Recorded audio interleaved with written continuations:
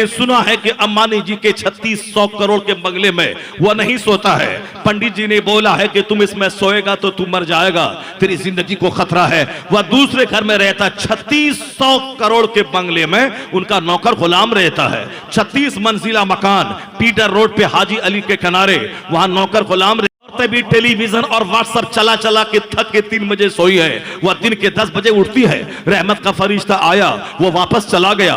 बरकतें आई, बरकतें चली गई। सूरज निकलने के बाद, जिस वक्त वो रहमतें निकलने से पहले, निकलने के बाद आती, फरिश्ता आया चला गया।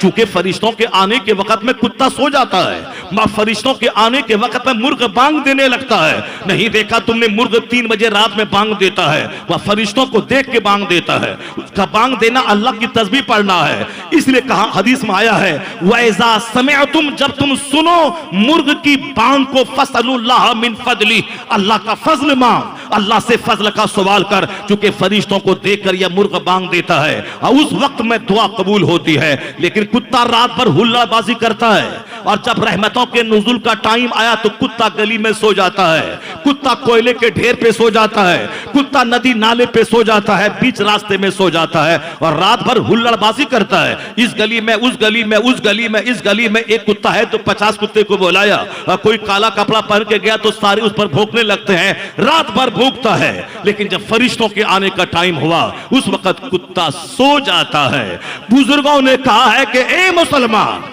जरा अपने कैरेक्टर का तो जायजा ले कि तू कैसे रात गुजारता है। रात भर व्हाट्सएप में, यूट्यूब में, गंदी तस्वीरों को देखने में, एलईडी टीवी है पूरी दीवार को घेरे हुए, उस पे तमाशा कॉमेडी देखने में, और बाल बच्चों समेत बैठ के तमाशा रात भर देखता है, दिल नहीं भरता। अजान सुनने से दिल भर गया, तिलावत सुनने से दिल भर जाता है, खिताबत सुनने से दिल घबराता है, लेकिन वही एक हीरो का नाच देखने से दिल नहीं घबराता। वह कौन है जो लज़्ज़तें डालता है? वही एक एक्टर है, वही एक तरह की फिल्मी कहानियां हैं, वही एक तरह के म्यूजिक हैं, वही एक तरह के डायलॉग हैं। उसी को सुन रहा है 40 साल से, मगर तेरा दिल नहीं भर रहा है। हाँ, शैतान है जो उसमें लज़्ज़तें रख देता है। तो 3 बजे तक कॉमेडी सुनी, जब अल्लाह के फरिश्तों के आने का टाइम हुआ तो तुम सो गया। ये बता, तेरा अमल किससे मेल खाता है और तेरा अमल किससे मेल खाता है? बुजुर्गों की जिंदगी को देख, ईशा पढ़ के फौरन सो जाता है, रात के आखिरी पहर में फरिश्तों की आमद से पहले उठ जाता है, और जब फरिश्ते उतरते हैं वह इस्तिगफार में लग जाता है, वह बंदा सजदे में लगता है। ये बता, सजदे में रहने वाला फरिश्ता उसके फेवर में गवाही देगा, फरिश्ता उसके लिए दुआ करेगा, लज्जतें जिंदगी की वो पाएगा, ना कि वह जो 3 बजे तक व्हाट्सएप चलाया और फरिश्तों के आने के टाइम में कुत्ते की तरह सो गया। बुजुर्गों ने कहा है कि कुत्ते से तेरा अमल मेल नहीं खाए, तेरा अमल मुर्ग से मेल खाए। जिसकी रात आखिरी पहर बेदार रहता है, समझ ले उसकी जिंदगी बेदार रहती है, उसकी तकदीर बेदार रहती है, उसकी किस्मत बेदार रहती है। तो बुजुर्गों ने कहा, कुत्ता मत बन, मुर्ग की खसलत पैदा कर, ताकि तेरा दिल जिंदा रहे, तेरा घर जिंदा रहे, तेरी औलाद जिंदा रहे, तेरा दिल जिंदा रहे। और जब दिल जिंदा रहा तो सूखी रोटी खाएगा, मगर बादशाहों से ज्यादा चेहरा तेरा मुस्कुराता रहेगा। साहब, मुस्कुराहटें जागने में नहीं है, मुस्कुराहटें हुल्लड़बाजी में नहीं है, मुस्कुराहटें अल्लाह की इबादत में है, सजदे में है। तो तुम अपना अमल देख ले कि तू किसकी तरह जी रहा है, तेरे बाल बच्चे किस तरह जी रहे हैं। ये काफिरों ने ऐसे ही मजाक नहीं उड़ाया है, हमने इसे मजाक उड़ाने का मौका दिया है। आवाज आ रही है कि तू इन काफिरों को हंसने का मौका मत दे, दौलत के अंबार में सुकून मत तलाश कर। जिसके पास खरबों की दौलत है उसकी जिंदगी का मुताला कर, देख उसके पास सुकून है क्या, चैन है उसके पास क्या।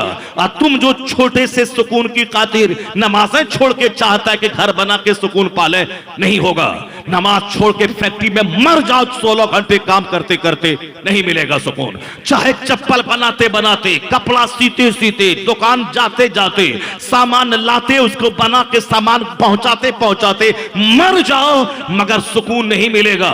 इसलिए कि जिनके पास 36,000 करोड़ का मकान है, जरा उसके मकान में कान लगा के सुन, वहां से रोने की आवाज आ रही है। मैंने सुना है कि अंबानी जी के 3600 करोड़ के बंगले में वह नहीं सोता है। पंडित जी ने बोला है कि तुम इसमें सोएगा तो तू मर जाएगा, तेरी जिंदगी को खतरा है। वह दूसरे घर में रहता, 3600 करोड़ के बंगले में उनका नौकर गुलाम रहता है। 36 मंजिला मकान पीटर रोड पे हाजी अली के किनारे, वहां नौकर गुलाम रहता है। उसके इंजीनियर रहते हैं, उसके अमले रहते हैं, उसके स्टाफ रहते हैं, मगर वो नहीं रहता। आजकल क्या हाल है ये मुझको मालूम नहीं, मगर मैंने सुना है पंडित जी ने बोला है कैसा करेगा। ये बताएं कि 3600 करोड़ का बंगला है, मगर वह चैन से उसमें सो नहीं सकता, तो तेरे 36 लाख की झोपड़ी में क्या चैन मिलेगा जब वहां 3600 करोड़ के बंगले में सुकून नहीं है। उसी पीटर रोड पे एक मकान है जो कई करोड़ का मकान है, जिस मकान की वजह से गवर्नमेंट ऑफ बंबई ने सड़कों को टेढ़ी कर दिया और कहा था कि तेरे मकान को हटा दूंगा, इससे बेहतर मकान बना दूंगा और यहां सड़क सीधी हो जाएगी, कॉर्पोरेशन का मसला हल हो जाएगा। वो नाइटिंगेल ऑफ इंडिया, वह बुलबुले हिंद क्या बोली, मैं बंबई छोड़ के चली जाऊंगी अगर तुमने मेरे घर को टच किया। तो गवर्नमेंट ऑफ इंडिया ने क्या कहा, नहीं नहीं मैं सड़क टेढ़ी कर लूंगा, खरबों रुपए मेरा नुकसान हो जाएगा, मगर तू बुलबुले हिंद बंबई छोड़ के नहीं जाएगी, तू यहीं रह। जो पार्लियामेंट में बैठकर देशभक्ति के गाने गाते हो उसकी उस इज्जत का क्या कहना। जो कभी फ्रांस में सुबह और शाम अमेरिका में रहे उसकी इज्जत का क्या कहना। बगल में थाईलैंड है, तुम में से बहुत कम लोग वहां घूमने गए होंगे। बाजू में सिंगापुर है, बहुत सारे कम लोग वहां गए होंगे। बाजू में इंडोनेशिया है, आगे बर्मा, बहुत कम गए होंगे। मगर वह बुलबुले हिंद जिसका एक पांव अमेरिका में है और दूसरा पांव फ्रांस में है, क्या मतलब, यानी सुबह यहां दोपहर वहां, जो दुनिया के 100 के करीब ममालिक का भ्रमण किया हो। लोग आज इंजॉय करने के लिए कलकत्ता से मसूरी नैनीताल जाते हैं, मगर जो मसूरी नैनीताल नहीं बल्कि America, France, Norway, Canada, Thailand और इंडोनेशिया, मलेशिया, सिंगापुर, कब ऑस्ट्रेलिया की यात्रा कर रही हो, कितना मजा उनकी जिंदगी में होगा।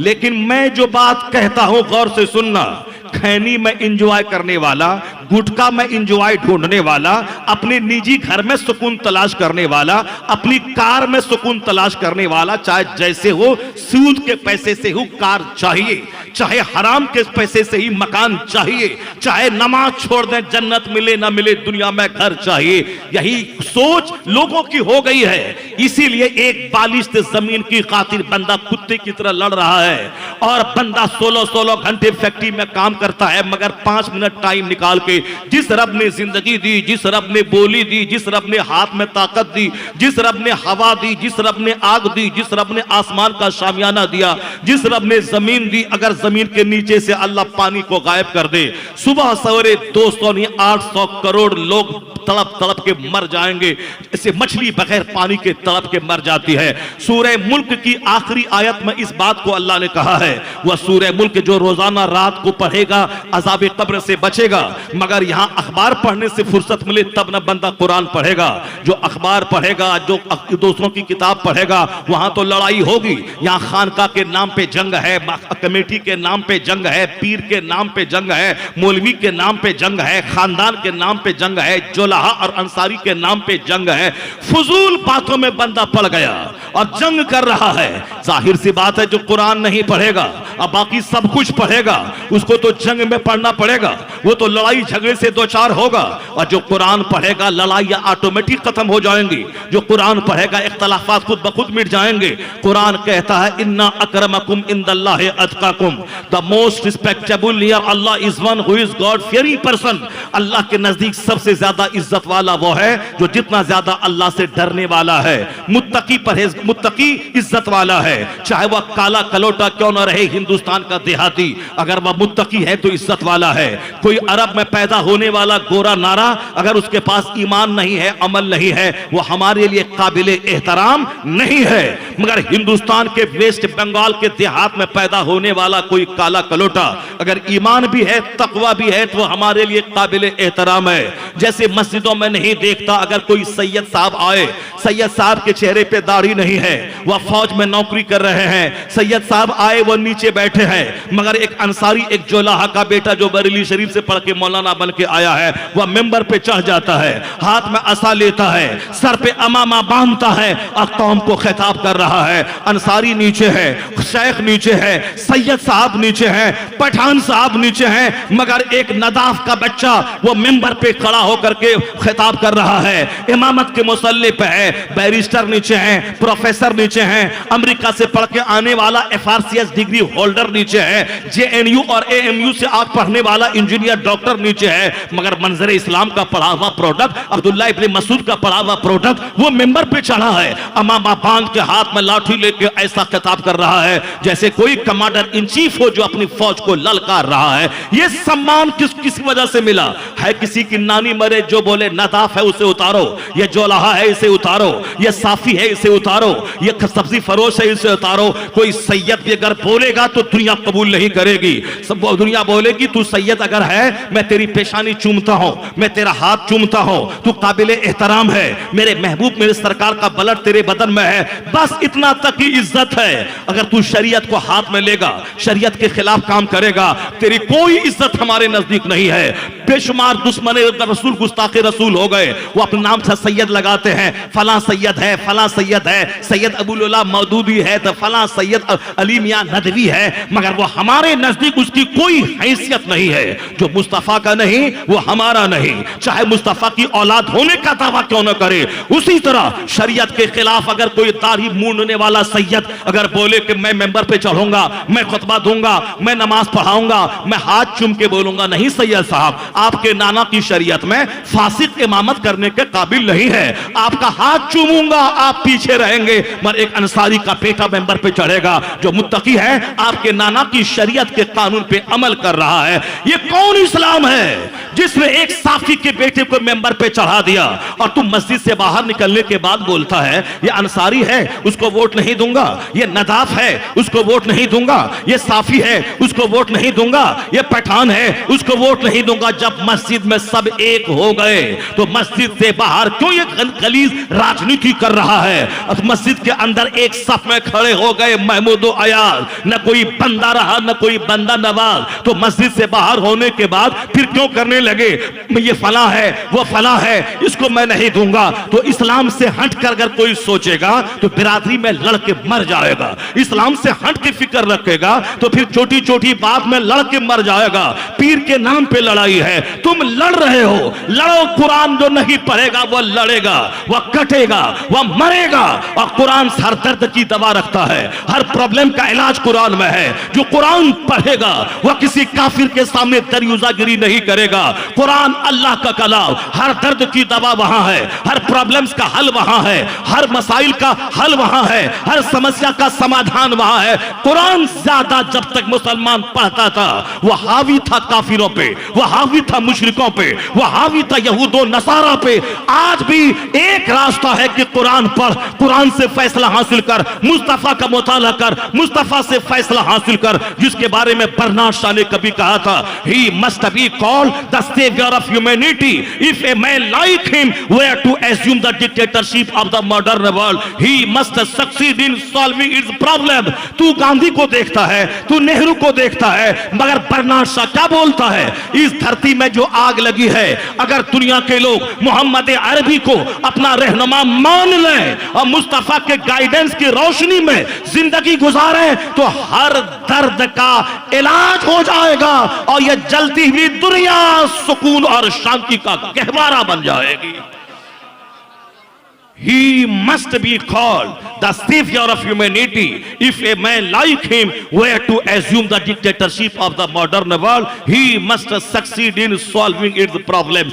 Christian, जो दुनिया का बहुत बड़ा पढ़ा लिखा आदमी, वो कहता है तेरे पैगंबर के पास किस समस्या का समाधान नहीं है, तेरे पैगंबर ने कौन सा प्रॉब्लम से सॉल्यूशन नहीं दिया है। मगर जब से हमने अखबार ज्यादा पढ़ा, कुरान पढ़ना छोड़ दिया, जब से हमने आलिमों से नफरत करना शुरू किया और जब से हमने हीरो और दुनिया के नेता और 100 गाली बकने वाले दारोगा और गुंडे, चोर, लुच्चे, लफंगे, डकैत से मैंने नजदीकियां बढ़ा दी, मैंने दोस्ती की। उस वक्त से मेरी फिक्र चौपट हो गई, मेरा चेहरा बदरंग हो गया, मेरा घर उजड़ गया, जिंदगी मसाइल का गहवारा हो गई। एक मसले का हल करो तो 50 मसले सामने आ जाते हैं, एक बीमारी का इलाज कराओ तो 10 बीमारियां सामने आ जाती है।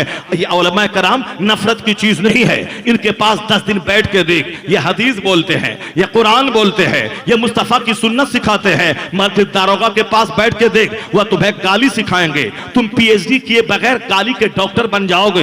इतनी सारी गालियां वह बोलते हैं। दारोगा के पास बैठो तो गाली सीखोगे, नेता के पास बोलो तो झूठ सीखोगे, मालदार के पास बैठो तो दौलत का जुनून चढ़ जाएगा। चाहे लॉटरी का टिकट बेचना पड़े, चाहे सूद खाना पड़े, चाहे दूसरों की जमीन हड़पना पड़े, चाहे डकैती करनी पड़े, मगर माल चाहिए। मैं माल कमा के रहूंगा, माल कमा के रहूंगा। दौलतमंदों के पास बैठने से ही जुनून दिमाग पे चढ़ता है, सोहबतें रंग लाती है। आलिमों के पास बैठ के देख, इमाम के पास बैठ के देख, जो नाइब पैगंबर है, मुस्तफा का नाइब कोई कैपिटलिस्ट नहीं होता है, अरबपति नहीं होता है, पूरे हिंदुस्तान का मालिक प्रधानमंत्री नहीं होता है, पूरी दुनिया के यूएनओ का प्रेसिडेंट हो सकता है, मगर मुस्तफा का नाइब वही होगा। चाहे उसके घर रहे ना रहे, टूटी चप्पल पांव में रहे, पैबंद वाला कपड़ा रहे, अगर इल्म कुरान इल्म हदीस सीने में है, वही मुस्तफा का नाइब है। तो नाइब पैगंबर होना इतना बड़ा दर्जा रखता है कि दुनिया का अरबपति, खरबपति, दुनिया का सबसे बड़ा बिजनेसमैन हो सकता है, नाइब पैगंबर नहीं। अगर ये पॉइंट आलिम दीन के दिमाग में आ जाए, वह कभी किसी के सोने के घर को ललचाई निगाह से नहीं देखेगा, वह कभी किसी के 200 करोड़ की कार को ललचाई निगाह से नहीं देखेगा, वह इसी में सजदे शुक्र अदा करता रहेगा। मालिक, तूने मुझे मकान नहीं दिया, गाड़ी नहीं दी, कोई मलाल नहीं है, अपने महबूब का नाइब बनाया है, इससे बड़ी खुशनसीबी की कोई बात नहीं हो सकती है। चूंकि मैं भी आप ही के समाज में चूंकि मैं भी आप ही के समाज में रहता हूं, इसीलिए आपको देखते देखते, आपके पास रहते रहते हमारी भी सोच वही हो गई है जो आपकी सोच है। हम हाफिज कुरान है, उससे हमको संतुष्टि नहीं है। मुझे भी आपकी तरह बंगला, आपकी तरह गाड़ी, आपकी तरह कारपेट, आपकी तरह घर में झूमर, आपकी तरह कार चाहिए। इसलिए हमारी सोच भी आपके पास रहते रहते उसी तरह की हो गई है। वरना अगर वह कुरान पाक को पढ़े और रसूल पाक को मुताला करे तो फिर उनकी सोच वह ना होगी जो आपकी सोच हो गई है। ये चाहते हैं कि मेरे पास बंगला रहेगा तब सारे लोग आके हाथ चूमेंगे, नहीं होता है ऐसा। नहीं, तुमने देखा आला हजरत के जमाने में रामपुर का नवाब था, अवध का नवाब था, मुरादाबाद का नवाब मौजूद था, अजीमाबाद पटना का नवाब मशहूर है। एक 100 एकड़ जमीन पे जिसका घर हो, कितना बड़ा खुशनसीब होगा वो बजाहिर दुनियावी एतबार से। वो नवाब थे, मगर कोई बता दे कि अजीमाबाद के नवाब का क्या नाम है, कोई बता दे कि रामपुर के नवाब का क्या नाम है, कोई बता दे कि अवध में कितने नवाब आए, नहीं मालूम है। मगर एक पठान घर में जन्म लेने वाला एक आला हजरत फाजिल बरेलवी अहमद रजा खां है, जिन्होंने 67 साल की उम्र पाई, न अपने बाप की जमीन में 5 बीघा का इजाफा किया, न बाप के बनाए हुए मकान में कोई बहुत बड़े 5 मंजिला मकान का इजाफा किया, बल्कि जमीन की आमदनी से जमीन को बेच कर मदरसा कायम किया, किताबों की तबाद करवाई, मजहब अहले सुन्नत का काम किया, सारी जिंदगी मजहब की खातिर डोनेट कर दिया। अल्लाह ने उस अहमद रजा खां को गुमनाम नहीं किया। कौन है अवध का नवाब, कौन है रामपुर का नवाब, कोई नहीं जानता। मगर जिस रजा ने सारी जिंदगी मजहब इस्लाम की खिदमत में लगा दी, जो ठीक से खाया नहीं, जो ठीक से अच्छा घर बनाया नहीं, मगर आज वो रजा पूरी दुनिया में ऐसा छाया है कि यूनिवर्सिटी में रजा, मदरसे में रजा, कॉलेज में रजा, अमेरिका में रजा, हॉलैंड में रजा, बर्कली में रजा, जेएनयू में रजा, एएमयू में रजा, ऑक्सफोर्ड में रजा, हार्वर्ड में रजा, कैम्ब्रिज में रजा। यानी रजा के नाम पे मस्जिदें, रजा के नाम पे मदरसे, रजा के नाम पे खानकाहें, रजा के नाम पे मुझ जैसे करोड़ों आदमी के नाम के साथ लफ्ज़े रजा का जुड़ा रहना। एहसन रजा, कमर रजा, मोहसिन रजा, मदरसा रजविया, रजा जामा मस्जिद, खानकाह रजविया, ऑस्ट्रेलिया से लेकर अमेरिका तक पूरी दुनिया में जाल बिछा है। ये क्या बोल रहा है? ये यही बोल रहा है कि जो अल्लाह की खातिर जिए पिएगा और दुनियावी लस्ट में नहीं पड़ेगा, जो दीन की मदद करेगा, अल्लाह उस खानजादे को सौदागरान से उठा के वो शोहरत का आसमान दिया कि वादी रजा की कोहे हिमाला रजा का है, जिस सम तो देखिए वो इलाका रजा का है। नारे तकबीर, नारे तकबीर, नारे रिसालत, ये है क्या चीज? बस्ती बस्ती कैया कैया। दो चार पैसे की खातिर एक छोटा सा मकान चाहिए, छोटा सा घर चाहिए, छोटी सी कार चाहिए, अच्छा से खाएं पिए, मेरा बेटा डॉक्टर इंजीनियर बने, कोई नहीं जानेगा, तेरा पड़ोसी तक नहीं जानेगा। तू मर जाएगा, तेरी कब्र पे तेरा अपना बेटा फातिहा पढ़ने नहीं जाएगा। ये बता दे कि मदरसे के बच्चे कुरान खानी कर रहे हैं, उस सेठ का 5 बेटा है, 5 बेटा कुरान नहीं पढ़ना जान रहा है।